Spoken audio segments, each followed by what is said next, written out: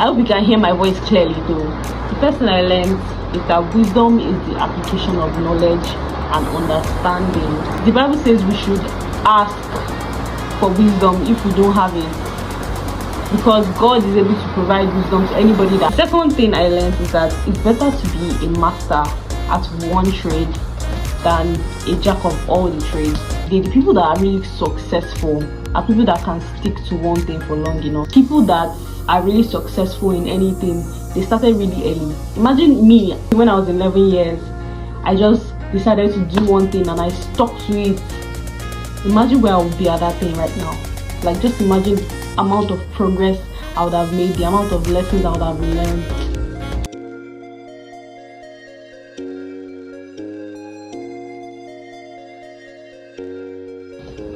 That brings us to my next point, that being consistent puts you ahead of 95% of the population. So a study from American Journal of Psychology found that habitual discipline, not motivation, were the strongest predictor of long-term success, more than intelligence. Like, being intelligent doesn't put you caliber of the successful. It's actually being consistent, actively doing that thing over and over. Imagine like your favorite creator, you just see this person on whatever platform and you're like, oh, I really like this person, wow, like her content is so nice, or his content is so nice, and then you follow the content for like a week.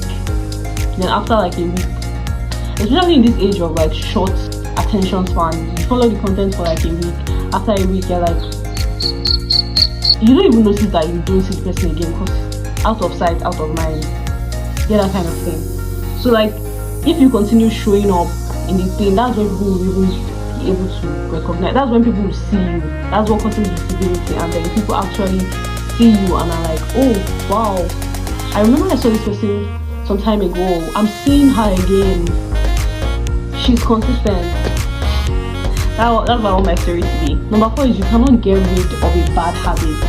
You can only replace that habit with, this is like scientifically proven that you cannot get rid of a bad habit. I was telling my friend something like this, that there was a woman, I was listening to a TikTok about a woman, I was on YouTube, I was listening to a woman, she said that she got rid of her drinking habit by replacing it with less destructive habits. So she used to drink, and you know, like consuming alcohol, you don't even know how much you've consumed. You just realize that, oh, 2 bottles, 3 bottles, 5 bottles, 10 bottles are gone.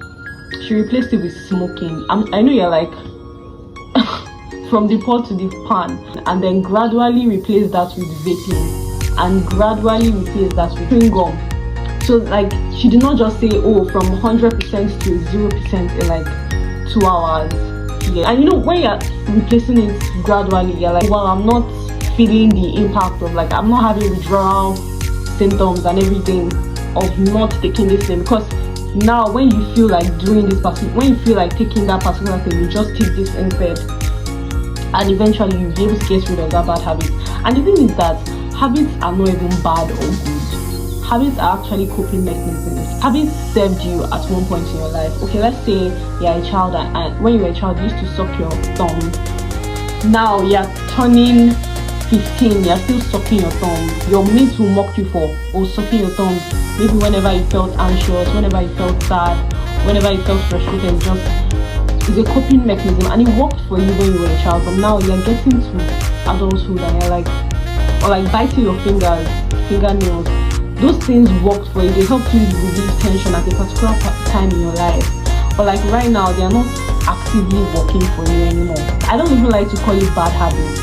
It's either like a productive or unproductive habit. But now you need to like make the money, you need to like get better. You have to replace those habits with better habits. If you've learned anything, don't try and beat yourself up over, oh, I have this bad habit, I don't want to have this bad habit anymore, so tomorrow I'm going to stop doing this bad habit. You're probably going to fail. Yeah, I said it. You're probably going to fail. So you should replace your so-called bad habits that helped you. You should even be grateful for those habits because they kept you alive, for real. The 5th thing I learned this year, I mean, I learned so many other things, but like the 5th thing I learned this year is that when something gets really hard, that's when you should even push harder. Like, you should put more energy into it, because that's called the value of despair. The value of despair is the dip before the curve, where the thing rises and then you start soaring. It's like, oh, you're just swerving up down, and then you just get to a dip, and then it's just like, oh, I want to give up, but then you just keep going. So far you don't completely go down and end it. Like, you're still like, you might still be dipping, but at least you're still moving, but then at the point you just pop up and everything is just going amazing for you.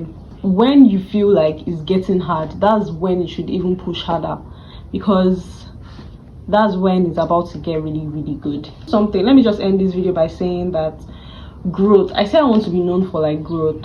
If you think about growth in a way, growth is never sweet. It's only the results that are like good, but like the process of growth is so painful, it's so draining. Think about it. Is it growing your business? Is it growing like physical growth? Like, if you think of a tree growing, like, it literally has to like shed off leaves, it has to do all these things, it has to like break, it has to crack, it has to be beaten by the rain, it has to be beaten by the sun, it has to go through processes to actually grow and bring out fruits. You think about a human being that is growing, that's when you feel hurt in your knees, growth spots, you just wake up and you feel just weird. Like, I don't know if anybody has gone through growth spots or things like that. If you're even growing a tooth, like a tooth is growing, it's like agonizing. That's the worst kind of pain. Like, you're growing a wisdom tooth and then everything is just like the weight of the world is on your head. Like, it's so irritating. It's like, fuck, I just want to end it. Yeah, growth is hard, and that's like, me knowing that subconsciously, it means that I have to like actively choose the hard things. I have to actively say, oh, I'm going to do the hard things. I know this is going to be hard. I'm going to mentally prepare myself so that I end up doing what I need to do. So if you're in any point in your life and you want to grow, just get it into your head that it's going to be hard. Like, growth is never easy. You're growing your muscle too. You literally have stretch marks. Those things are itchy as fuck, and they're like irritating, and they're like ugly. Growth is usually ugly. That's just point blank period. Muscles, you have to break down. They have to literally break down. That's why they hurt so much, because when you work your muscles, you break those muscles before new muscles can grow, before those muscles can heal and make bigger ones and stronger ones.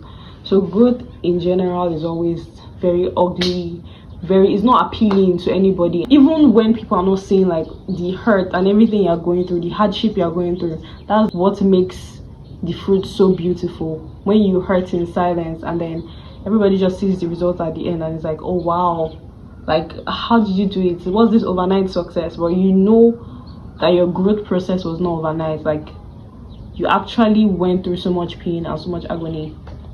So this is just like an admonition to anybody that is, maybe you're going through anything hard. It's literally a growth process.